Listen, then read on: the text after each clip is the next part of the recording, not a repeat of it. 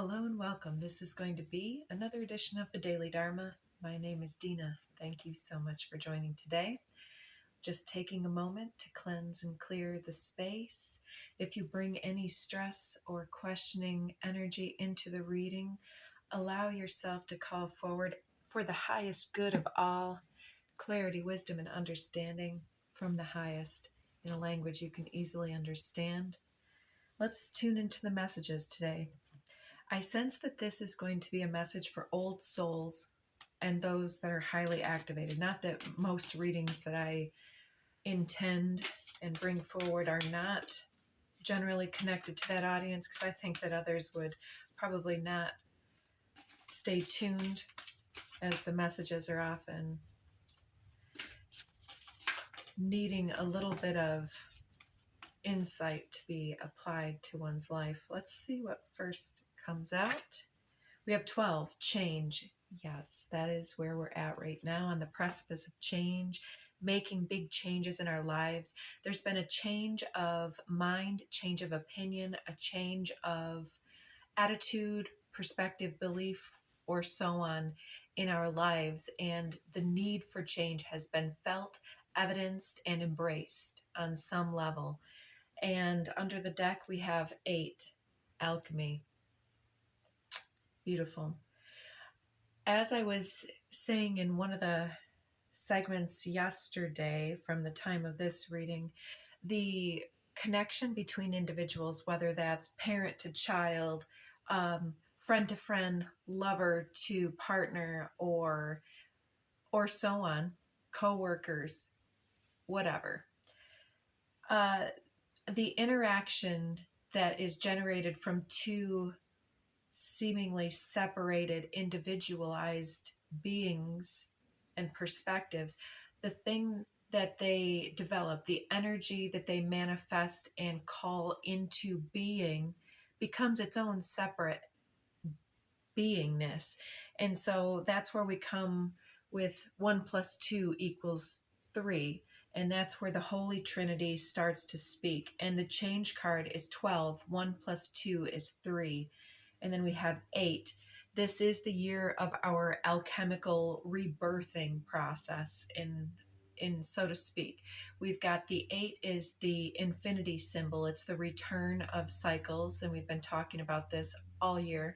And then coming up here on August 8th, coming every year, we have this alignment in the star, in the solar system, between our solar star, the sun, and the Sirius star formation, and it represents so many things. So if that resonates for you, check that out. But we've got many different 8 codes coming in through the month.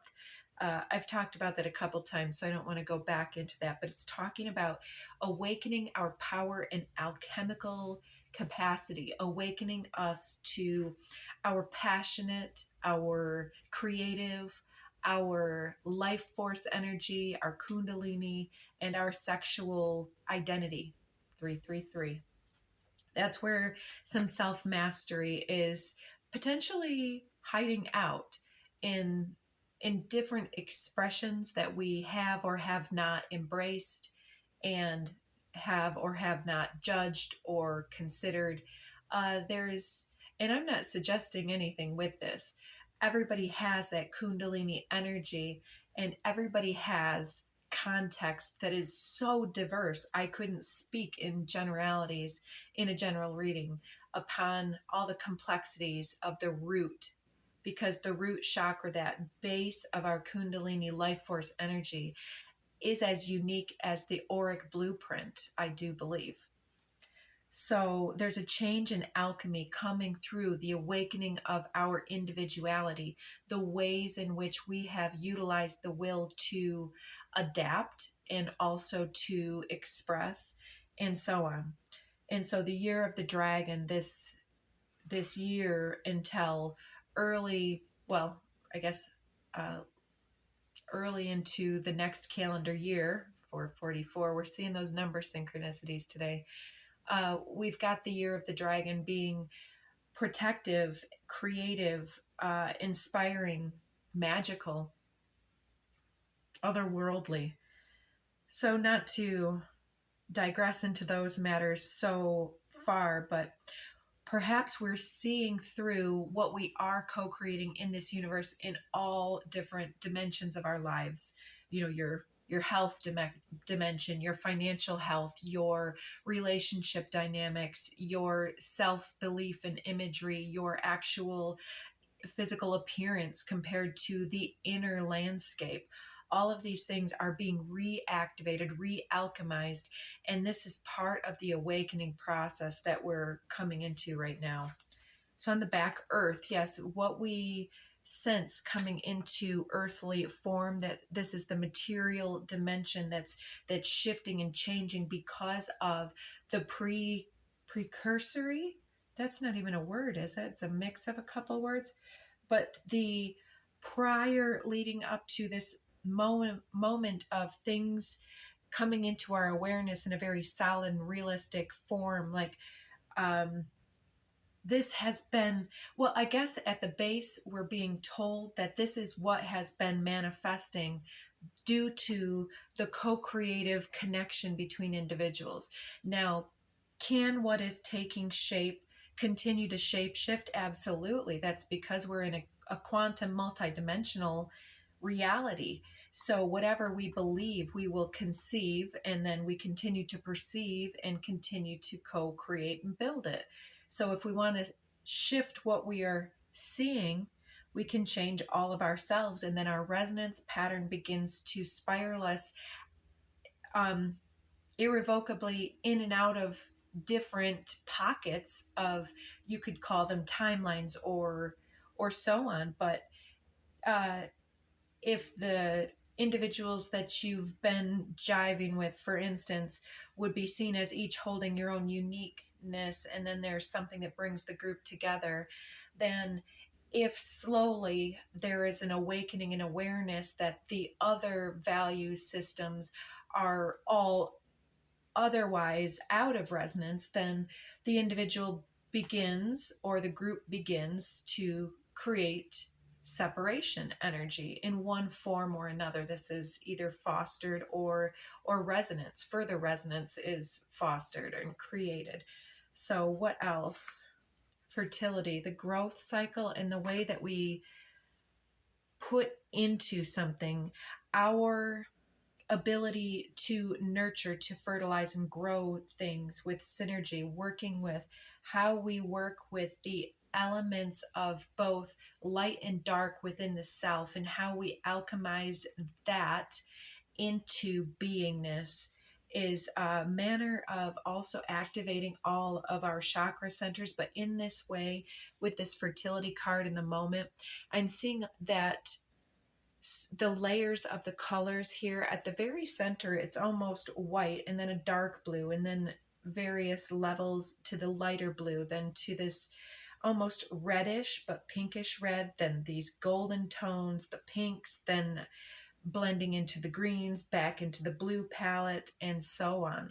So it's this what I was really seeing is the blue, and then the pink, green, and the yellow as evidence of various chakras. So the way that we speak vibration into being, this keeps coming up. So I apologize if this is a repetitive reminder for some of you, but there's something that comes through each time that gives us one more little breadcrumb to speak to our psychic sensibilities, to come forward with our own symbolic messages that have to do with our personal questioning in this moment.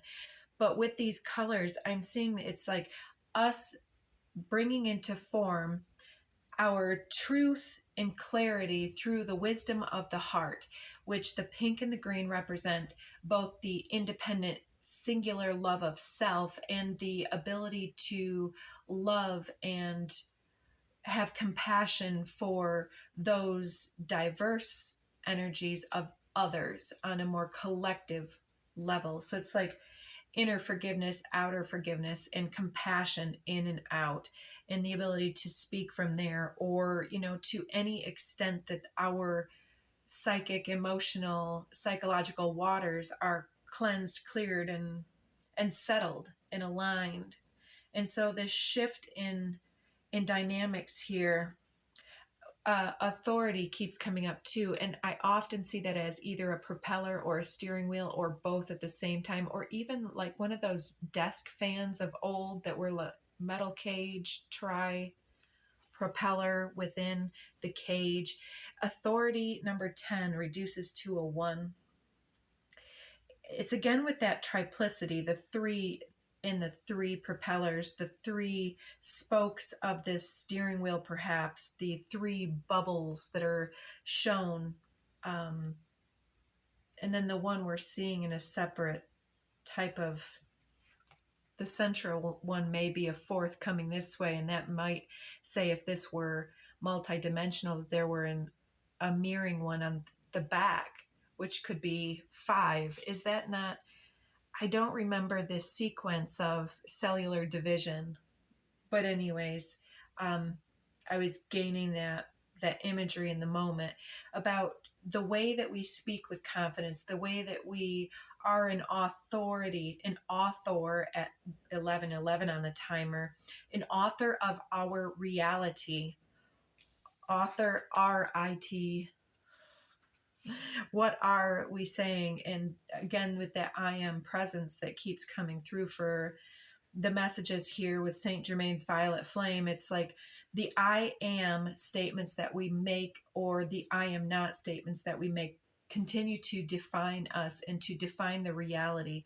So what we believe about others too in this singular dynamic, and this could be all of our dynamics in our lives, those which we build upon and those which we allow to deconstruct and deteriorate.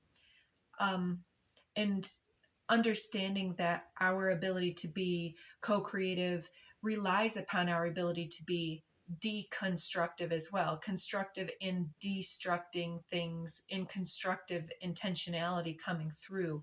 And the way that we are authoring our reality here is speaking about how we speak change into being, how we embrace that, how we seed our reality, and how we felt funnel and flow those energies back in from all shadow and light, and then alchemize and then project and share those energies, broadcasting our light outwardly into the world, is that alchemy. So that's the reminder there. And so there's this realization of our capacity to change the reality of something here, because I'm setting realization between change and earth. And then we have divine masculine, the way that we take action, utilize the will, and allow our urges even to express themselves through ourselves, to bring our dreams and ideals and ideas into form with kindness and wisdom, it says, placing that between earth and fertility. It's the utilization of the will in aligning our will to thy will. Define that as you will. I'm just the messenger. Third eye chakra. Once we clear up and clear out some of the debris of, we can define that any type of way, towards like inner belief, sabotage, learned behaviors, conditioning, socialization, toxic interactions, and so on, karma. You could see this in any number of ways, but we're clearing out the karma. And this is no mistake that this keeps coming out with the daily dharma. It's like, that's what we're really talking about. And I believe that the elements that are speaking through this reading, that's what they're trying to say, is that we're well on our way to recognizing something about the next part of our journey for ourselves. So there's also something here about 2022, which my mind was like, but doesn't it start in 2020? So I don't know if something is on a 2-year circuit or shifting dynamic, or something that began 2 years ago, especially with that 22 being some type of partnership or interaction or reconnection with group or otherwise. And 2-year cycles generally would be a Mars cycle. Mars, I believe, takes roughly 2 years to go around the entire zodiac in our personal charts. And so perhaps it's activating something every 2 years, that now that we had this Uranian impact upon Mars, as Mars crossed over that pressure cooker section of the sky recently, the two of them connect, every couple of years, but um, this is somehow activating something, because Uranus is the realization and the change, which is happening on the left side of the cards here. The need for change is recognized, realized, embraced, as we said. And now we're intuitively looking at the way that we're seeding our reality and taking some type of confident action towards building our destiny and our dreams into form. So that's exciting. There's knowledge under the deck here as we pick up the new one. Let's do a little clarification here. The realization of the need for something to change in form, in formation. The reality's in formation. Okay. Union popping out. And my finger wants to hold this place in the deck. Looks like mediumship and let's see. Under the deck, we have fairy magic, frequency shift, right order, then innocence crossing the love card. Quite interesting here. So the elementals, the fairy realms, there's magic afoot trying to either, okay, so with the astrology, there's this restless, irritable energy when we have the need for change, then sparked by both Uranus and Mars together at a critical degree nearly, as Mars moves from Taurus into early Gemini. There's some new information coming our way that may or may not really seem related on the surface to something that we're building or recognizing, or it's some kind of activating information that is serving the alchemical transformation that you are ongoingly engaging with self, and activating your ability to connect with others more deeply, unifying your energies with whatever has either been resisted or whatever healing has needed to be integrated, whatever messages had not been fully understood. The fairy realm is stepping forward with this ability to shift our frequency and our ability to shift the frequencies of those that we interact with. So you may do this quite innocently by your capacity to be an embodiment of love and light, which can be triggering to others. And then what's this card? We have prayers. So prayers is definitely an interesting one.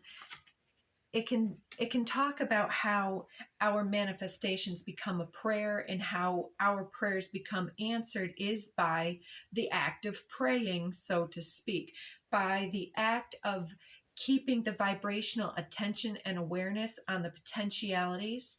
That is when we are using our vibrational awareness and our ability to advocate for the higher aspects of love and light innocently. It's like by giving our attention, not spiritually bypassing or, painting all the storm clouds with silver linings. It's putting things into right context. Thy will be done. Your will be done. And we're being told that the ability to create is within the voice and the music, the soul resonance, the way that we activate our own soul and our own sexual energy and our kundalini energy through becoming everything that we are, untethered, unrestrained, uncaged.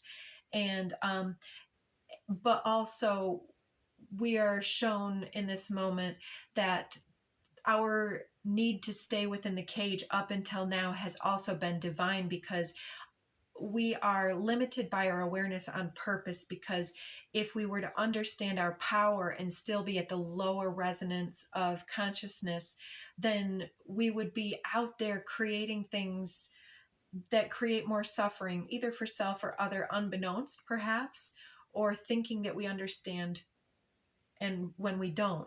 And so this return to innocence, making our lives a prayer, is the envisioning process.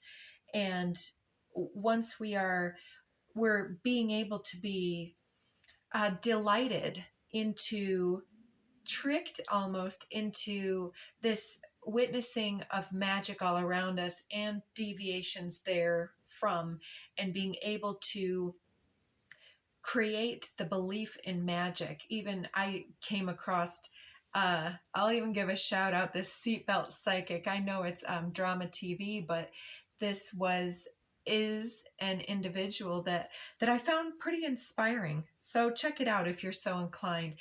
He's a pretty good medium. And it made me realize that to shift my own abilities, I've been told with the cards, and we've been discussing this on this channel. So if you're drawn here, this is something that you have the capacity to do, that when through activating circumstances or through divine application of our will, the commitment to clean, clear, and activate ourselves through union with our higher ideals and integrity helps us shift and change the reality that we're living in, and also enables our clarity to connect with those higher frequency energetics and mediumship and the prayers. And we can actually, I mean, I don't want to sound to anyone as though this is any type of, what do you call that, magical thinking. But magical thinking, perhaps at one time, was not anything other than the reality. At 22:22 and the timer, I think that we've been jaded and conditioned into thinking that magic is the delusion and toxicity is the reality, that is the human nature. But is it truly? I believe that humans are not defined by their faults, but that generally speaking, those faults, if we could dig as deep as possible, those faults are some type of an attempt to answer a passion or a longing or a need for justice or for protection. But then toxicity does exist because of so many factors. But can we continue to be a seed of the healing, be an alchemist for the magic? Can we allow the fairy realms to delight us with the mysteries? Can we step aside and let ourselves be spontaneous conduits for love to help others with the prayers that they're speaking? Because as we answer the resonance, even with strangers, which might seem well out of comfort zone, such as myself, I'd rather just keep to myself. I'd rather just, be here in my space. But by interacting with others, we become an answer to their prayers on a more direct and personal level. And I think that we're being called out a little bit to bring our magic out into greater light of day and to share it with more people more broadly, and to awaken and accept it within ourselves. Maybe we've been suppressing it and saying, oh, well, you've got to be normal. But what is normal?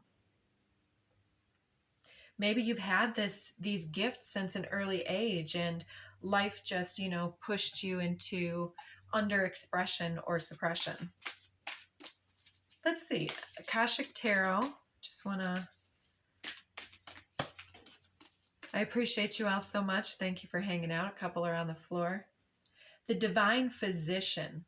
So no matter your religious affiliation or lack thereof, I believe that this is a depiction of the Ascended Master the attempt being for Jesus, I believe.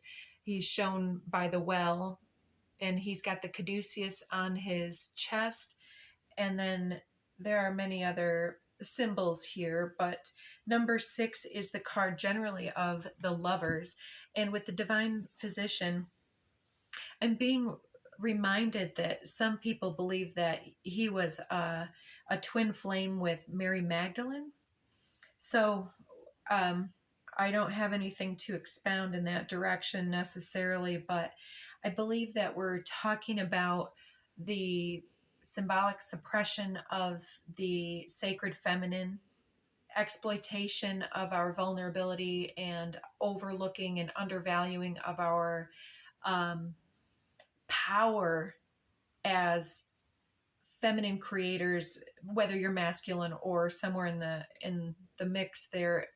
I'm speaking of our ability to, as human beings, to co-create with spirit, to believe in the magic of conception, the miracle of birth on energetic, emotional, psychological levels, and to deliver earthly matters from so-called evil. Let's see what's on the ground here.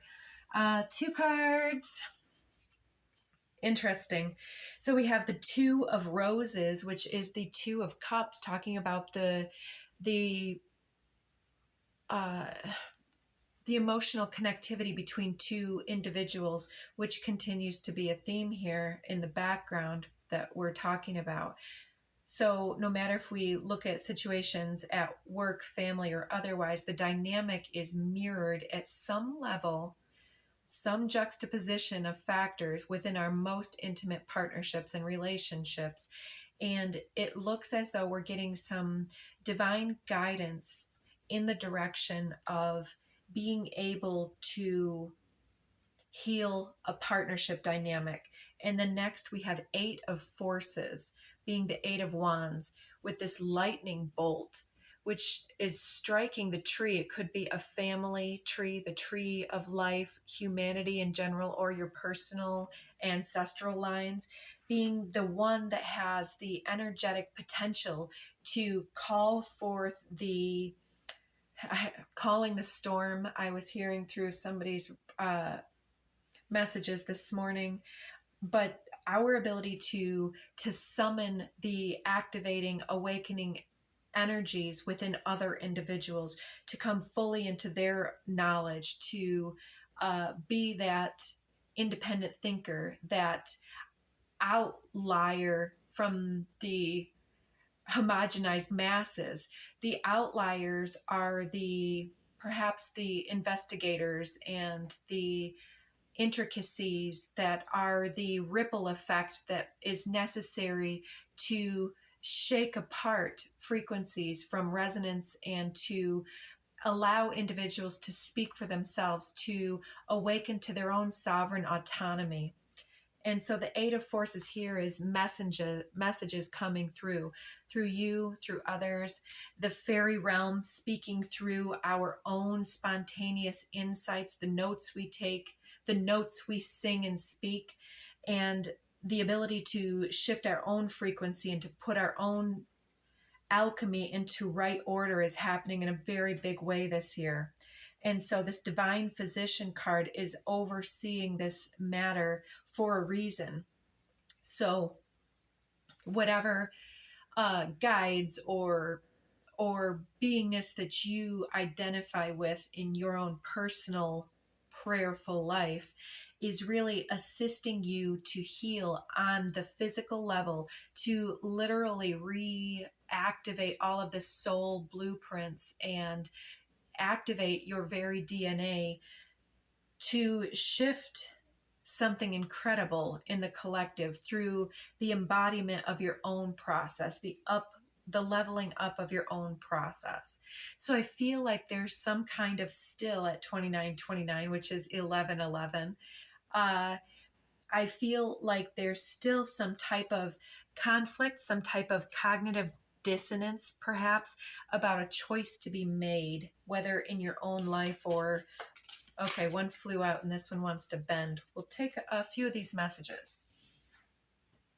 Argue with respect was the one that flew out. If both parties can remain respectful of one another during an argument, then a resolution will be something worth having. A serious argument can end in the destruction of a relationship, leaving devastation for both the quote defeated and the quote conqueror. That electric activation can be that powerful invocation coming from your third eye. An authentic quote victory is a victory over aggression, one that respects the enemy and renders further conflict unnecessary. Sun Tzu said, in the practical art of war, the best thing of all is to take the enemy's country in whole and intact. To shatter and destroy it is not so good. So too, it's better to recapture an army entire than to destroy it. To capture a regiment, a detachment, or a company entire than to destroy them. Right, and we were talking about deconstructive frequencies, like, stand on the shoulders of information when it's right and true, but yeah, it's we have the power to annihilate, and so with greater power comes greater responsibility to our mirror. So plan ahead, don't make it up as you go along. Sun Tzu said, ponder and deliberate before you make a move. So we're out of time. I hope that this was meaningful for you and that you were able to get some questions answered. I am going to do a bit of a secondary reading, whether it's an extended or otherwise. We will find out soon enough. But I hope that we'll see you again next time. Check out another reading if you like. And if this is where we part, thanks for watching. Otherwise, until next time.